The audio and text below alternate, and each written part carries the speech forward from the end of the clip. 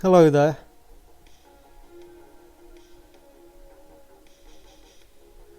I wanted to talk today about using this life and not being used by it.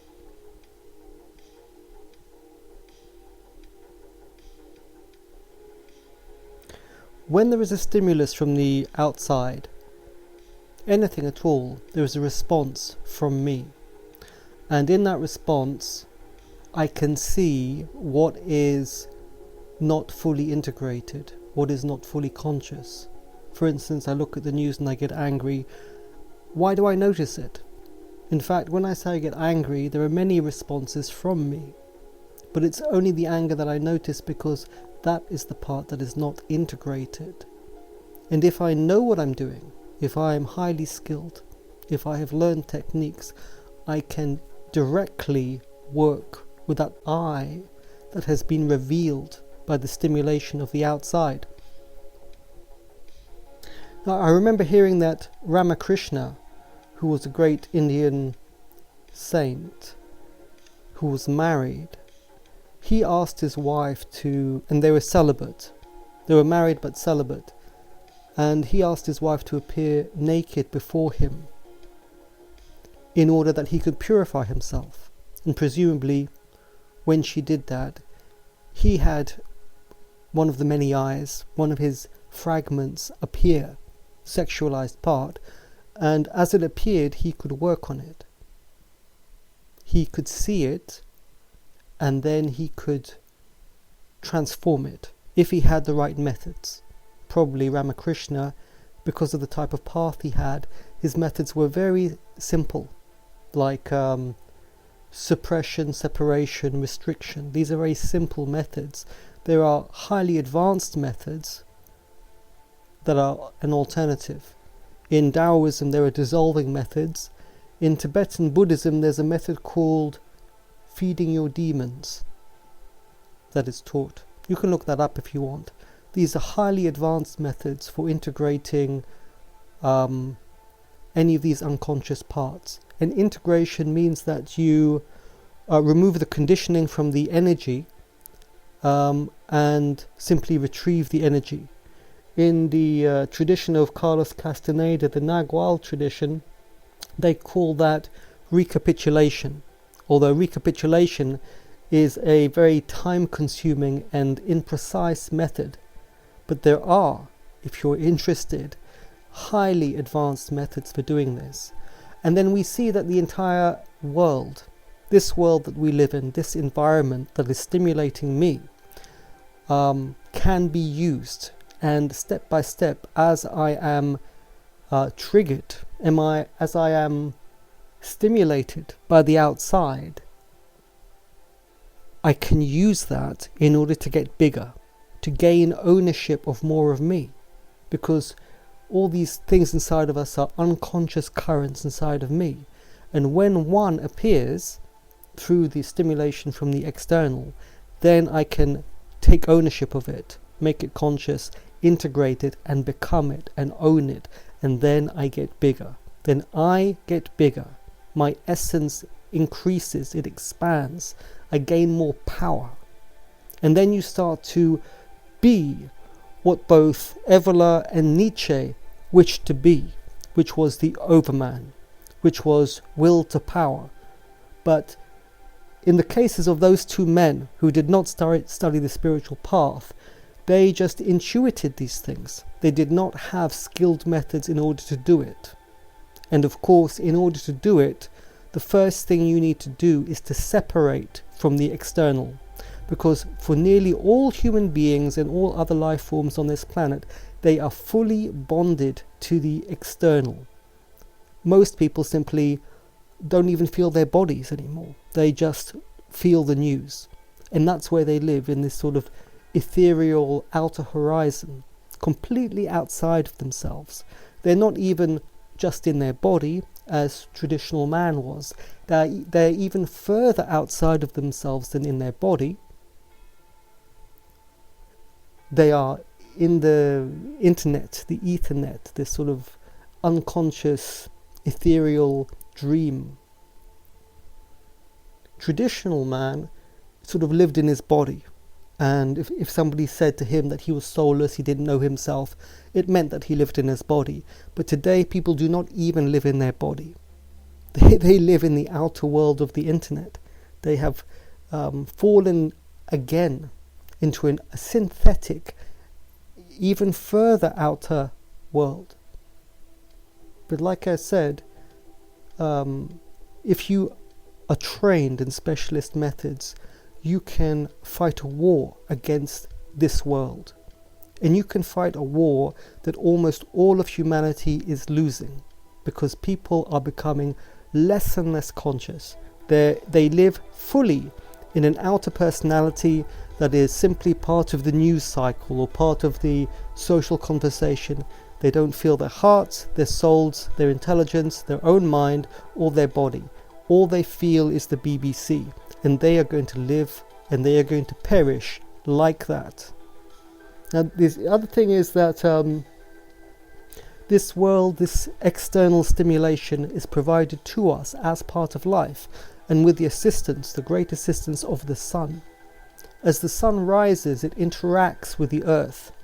The spirit of the sun, the emanation of love of the sun, and the earth responds to it. The entire planet changes its character when the sun is up, and when it's daytime, the emanation of the earth in relation to the sun washes through us, a planetary-sized emanation, and that is why we wake up. That is why we are stimulated to be awake. It is the emanation of the earth in response to the sun that floods through our mind and changes the mode of our awakeness. And within this bathing of the earth's emanation, we are a little bit more conscious, and it's our opportunity. It's our opportunity to do something. That's the amazing place that we live in. But unfortunately, most human beings, as I said, especially today, are so distant from themselves that, frankly speaking, what hope do they have? And what hope does mankind have? But if you are a seeker, you make war with this world, the real war. The real war is the war against sleep. And today, in the Western world, 2022, the situation is far worse than it has ever been for human beings. I think things are spiraling rapidly out of control. The loss of contact with the body, with the family, with anything, it's all just being washed away. Soon there will be nothing left. And then the whole society will just collapse as the heartwood is dead and the husk will just fall. And it has happened many times before if you look at history. But yet, we still live for today. Who knows what will happen in 2 weeks' time when somebody declares nuclear war? Who knows what will happen? But you have today to fight like a warrior if you wish. Jesus was a warrior. Buddha was a warrior. Lao Tzu was a warrior. And that's what it means. You cannot save this earth, because this earth is a type of plane. It is a place for beings to come at a certain level, and it has to be here. It is like the third form at school. You cannot remove the third form. You cannot save the third form. It is simply a region that beings pass through. And it is a very painful region. It is a place where beings are starting to develop some power, some ability to grow beyond their mechanical functioning. And if you can do that, you can ascend. And you can leave the earth, you can reach escape velocity, but you would have to be some hell of a warrior, some hell of a struggler. You would have to have a reason. You would have to have both the pain and the overcoming of pain, the challenge and the overcoming of challenge. And you would have to be highly trained, because this world is not kind. It is not a Christian world where going to church once a week is going to work. You're going to have a pair of balls and a reason and wish to live. You must be somebody who sees the sun rising in the morning, rising and cutting through the night, and you say, I am like that. I cut through the night, come what may. It is one man against the world, and I am that man. That's what it means. You cannot save this world because the third form always has to be there. If this world was saved, there would be nowhere for beings of this level to arrive. We live in a very strange place. It's a mixed world, a world of highs and lows. Most people are taken down by it. Let's be honest. Most people are pulled down by the endless frenetic noise, the weather, the society. It's all unconscious but with menace. The whole place is challenging you. It's laughing at you. The place has become corrupt. The corruption is staring you in the face. The corruption in education, in the society, in the food, in the medicine, it's all corrupt. It's staring you in the face. It's challenging you. There's corruption everywhere. What are you going to do about it? Are you going to pretend like everybody else that you can't see it? Of course you can see it.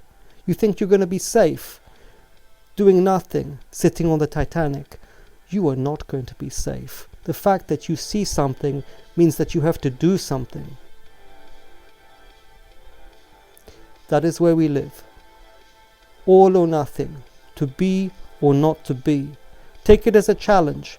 And if you take that challenge, it is a painful journey, because you're going to have to rip yourself bit by bit from this very unconscious society. And there's very few people who are going to do that. You try to speak to your friends and family and so on about it, they won't know what you're talking about it. And if you talk about it more, they will attack you. Because the job for most human beings is to maintain the third form. To simply plough the field of this planet and make sure it doesn't change. That is their job. And it is. Truth be told, to maintain this planet exactly as it is an honourable job. You see. Now, one of the things Gurdjieff had tried to do was to change this planet, but not in a utopian way, because that can only fail. There are no utopian savings of this planet. But the only thing that could be done is if you can evolve the Earth itself. If you could make the Earth itself evolve. That's what Gurdjieff tried to do. I don't think he succeeded, at least not right now. And it is far beyond most people to evolve a planet from the position of a little monkey man. But that would be the only way to change the situation.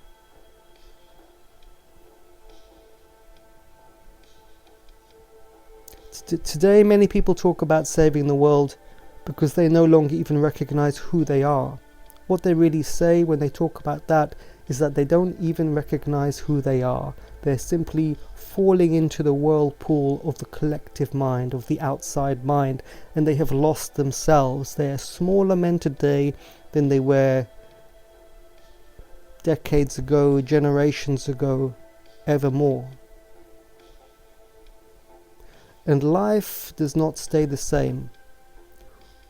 Our species is challenged to push forward, and the only way is to internalize power, to become the overman, to become the man of power, to actually realize these goals.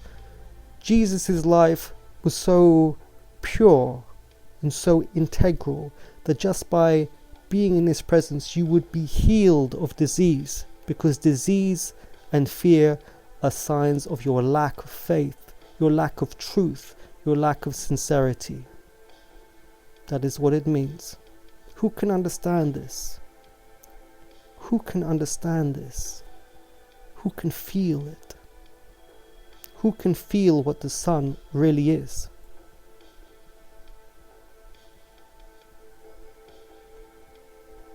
Peace.